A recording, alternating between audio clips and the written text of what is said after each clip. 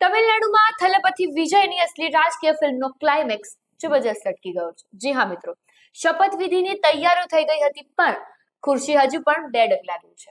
ટીવીકે chief વિજય શુક્રવારે ત્રીજી વખત રાજ્યપાલ રાજેન્દ્ર વિશ્વનાથ આલેકરને મળ્યા, પણ દાવો હતો સરકાર બનાવવાનો, પણ ગણિત કાચું પડ્યું છે. જી હા મિત્રો, બહુમતી માટે જોઈએ છે 118 ધારાસભ્યો, પણ વિજયના ભાજામાં નીકળ્યા માત્ર 116.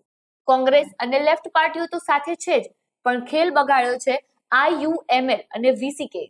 આ બંને પાસે બે ધારાસભ્યો છે ને તેમણે હજુ સુધી સમર્થન પત્ર આપ્યો નથી. બસ આ બે ધારાસભ્યો માટે વિજયનો વિજય અટકી ગયો છે. આ પહેલા 6 અને 7 મહિના રોજ પણ પ્રયાસો થયા હતા, પણ રાજ્યપાલ મક્કમ છે કે 118 લાવો તો જ શપથ લેવડાવો.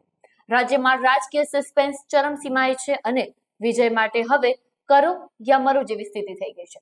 શું વિજય આ બે ધારાસભ્યોને બનાવી શકશે કે પછી તમિલનાડુમાં બાજી પલટાઈ જશે? શું લાગે છે તમને? થલપતિ હવે કયો માસ્ટર સ્ટ્રોક મારશે? કોમેન્ટ બોક્સમાં જરૂરથી જણાવજો. આપના પોતાના પ્લેટફોર્મ લલકારને લાઈક કરો, ફોલો કરો, સબસ્ક્રાઇબ કરો અને શેર કરો.